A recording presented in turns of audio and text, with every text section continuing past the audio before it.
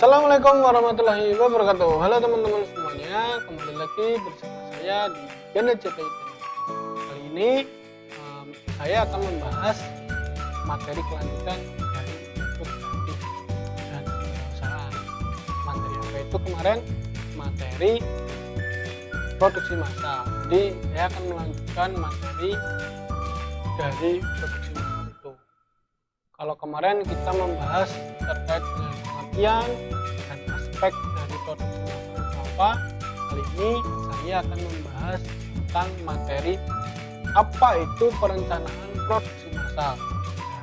Teman-teman bisa simak video dari saya ini sampai selesai dan pahamilah materi yang saya berikan.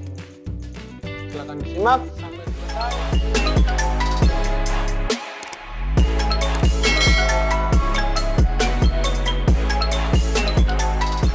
Lagi teman-teman, kita akan menjelaskan mengenai materi perencanaan produksi massal. Jadi kalau di video yang sebelumnya saya sudah menjelaskan terkait dengan pengertian dan aspek serta tujuan, proses dan jenis-jenis dari produksi massal, saya akan melanjutkan materi terkait dengan perencanaan produksi massal. Oke teman-teman, bisa memperhatikan ya. Apa itu perencanaan produksi massal? Perencanaan produksi massal adalah sebuah proses menciptakan ide produk dan menindaklanjuti produk tersebut sampai ke pasar untuk diperkenalkan. Jadi, ketika kita sudah merencanakan sebuah produksi massal ataupun proses produksi, kita wajib untuk melanjutkan itu sampai barang yang kita buat itu bisa sampai ke tangan yang diinginkan ataupun bisa membuat produk itu sampai ke tangan pasar ya, bisa dijual. Dimensi spesifik usaha pengembangan produk yaitu kualitas, biaya produk, waktu pengembangan, biaya pengembangan, kapabilitas pengembangan. Ya. Dimensi spesifik usaha pengembangan produk dinilai dari kelima item ini. Jadi kualitas, biaya, waktu, terus biaya pengembangan dan kapabilitas pengembangan. Jadi kalau teman-teman membuat sebuah produk harus diperhatikan kelima item. Oke, seperti itu ya. Dimensi spesifik usaha pengembangan produk, hubungan antara perencanaan dan kontrol produksi dikenal dengan istilah POA, planning, organizing, actuating atau controlling, dari pengawasan ya. Ada 4 item ini yang harus teman-teman perhatikan. Kenapa? Ketika kita melihat dari sisi tadi 5 komponen, dari segi biaya, terus segi alat ataupun tempat, itu kita harus memperhatikan unsur dari POA. Kenapa? Manajemen yang baik itu berdasarkan dari planning, organizing, actuating, dan controlling. Fungsi dari kontrol produksi adalah menjaga agar proses produksi bisa berjalan sesuai dengan rencana. Terus mengamati dan menganalisa data-data yang ada dan menghitung kekurangan atau kesalahan yang ada. Mengambil langkah dan melaporkan kontrol produksi untuk ditindaklanjuti.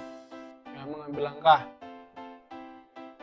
Fase dalam perencanaan produksi: mengidentifikasi peluang, mengevaluasi dan memprioritaskan proyek. Mengevaluasi dan memprioritaskan proyek, mengalokasi sumber daya dan perencanaan waktu, serta merefleksikan hasil dengan proses. Keuntungan daripada produksi massal yaitu akurasi dan otomatisasi tinggi, kurang biaya tenaga kerja, tingkat produksi cepat, sedikit pengeluaran per unit.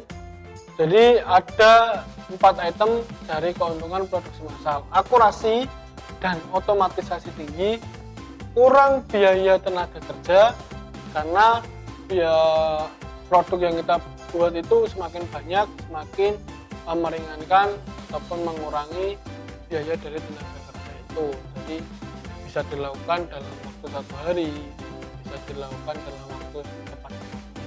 terus tingkat produksi cepat, sedikit pengeluaran per unit. Di samping ada keuntungan, pasti ada kerugian. Kerugian dari produksi massal yaitu sumber daya yang terbuang, tidak ada jaminan, lebih banyak biaya untuk bahan, dan kurang beragam karena harus memproduksi barang yang sama, biasanya kan seperti itu. Lalu indikator keberhasilan produksi massal. Indikator keberhasilan produksi massal yaitu produktivitas perbandingan antara volume keluaran dengan volume masukan.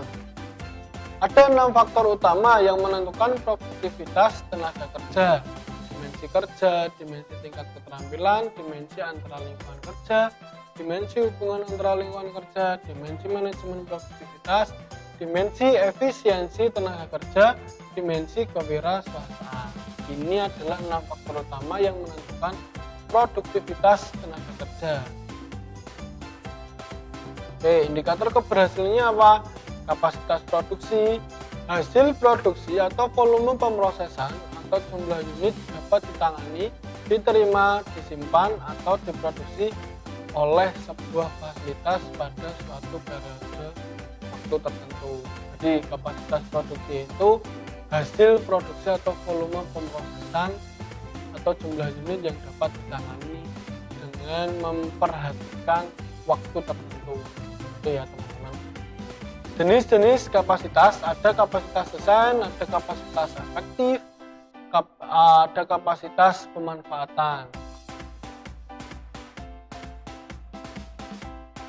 Indikator keberhasilan produksi massal menyesuaikan pada permintaan musiman. Pola permintaan musiman merupakan tantangan dalam pemenuhan kapasitas. Oke teman-teman, itu saja yang bisa diberikan dalam materi kali ini atau materi produksi massal.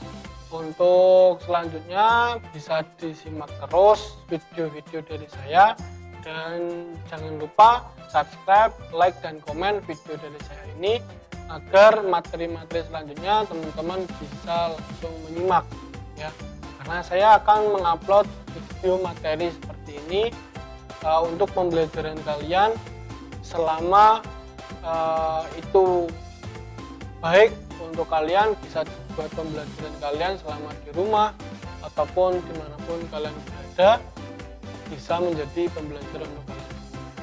Terima kasih dari saya. Assalamualaikum warahmatullahi wabarakatuh. Dadah.